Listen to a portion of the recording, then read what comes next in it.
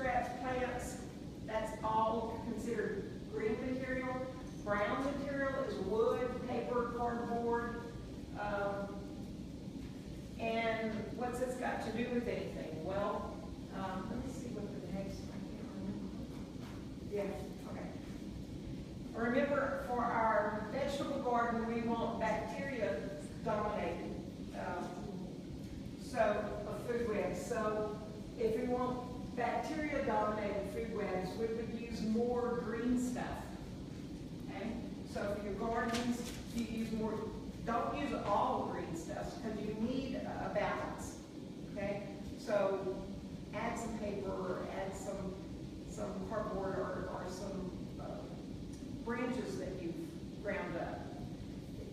If you just throw branches in, it kind of takes a long time for them to break down. So if you crunch them up first, send them through a chipper, that does it a lot faster. But so you want more green stuff in your compost. And if you got trees, for trees and perennials, you want more brown stuff. Okay? But again, you should have some of each, no matter what you're doing. Okay? If you get into this, there's a whole big thing on the C-N ratio, the carbon to nitrogen ratio, and all that kind of stuff. I mean, you throw stuff in the compost, and how do you know how much carbon's in it? How do you know how much nitrogen? You know, it's kind of just playing by ear anyway. So, but if you want to get into that, there are books, many books written on that, and we'll give you all kind of details on it. Mulching. Again, for gardens, you want to use green mulches, which is rice straw, grass clippings. Now remember, don't put grass clippings that have seeds in them. Okay, you don't want to be planting grass seeds in your garden. But grass clippings that don't have seeds is fine.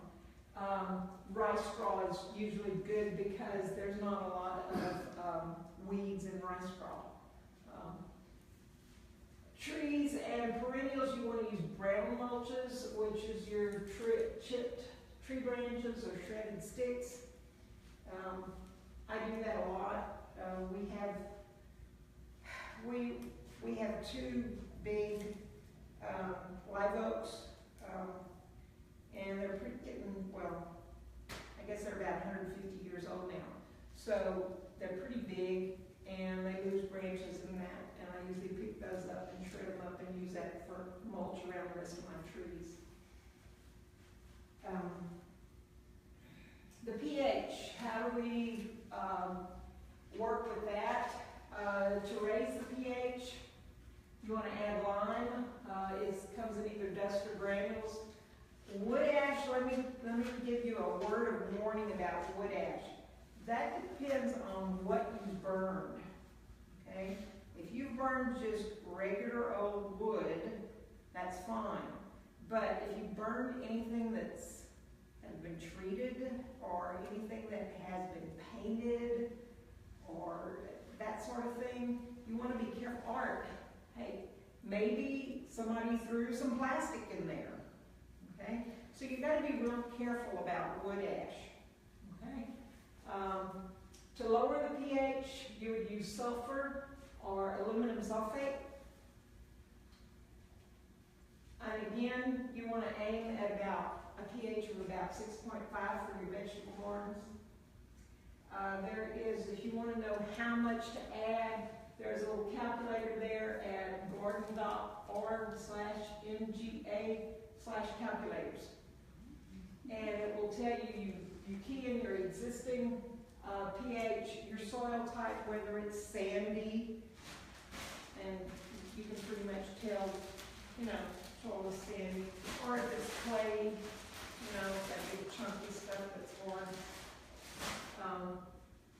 Or if it's a mixture of it, silt, whatever, in your garden size, and you calculate, and it tells you how much of whatever you need to add. In this case, they're telling you 4.1 pounds of limestone lime to raise your soil to 6.5 to 6.8. And they're starting with a pH of 5. Okay? I have, in my experience, I found that we have more acidy soils in the area here and south of here. North is a different story. The soil changes almost completely when you get up around Moss Bluff. I don't know why, it just does. Then once you have your pH corrected, once you add your compost each garden season, you keep your garden mulched, then nature will pretty much take care of everything for you. Okay? But there are some times that things could kind of get out of whack. Okay? So what do you do then? Well, crop rotation. If you think about it, if you plant the same thing in the same place all the time, that plant is going to be taking out those nutrients it needs from that spot and not put them back. Okay? So what you need to do is rotate your crops.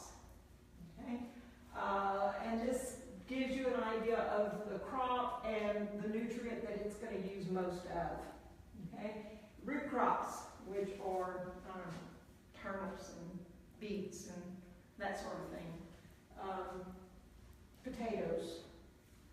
They're going to use up mostly potassium. Fruits are going to use up phosphorus. Leaf things, lettuce, mustard greens, that sort of thing, is going to use up a lot of nitrogen.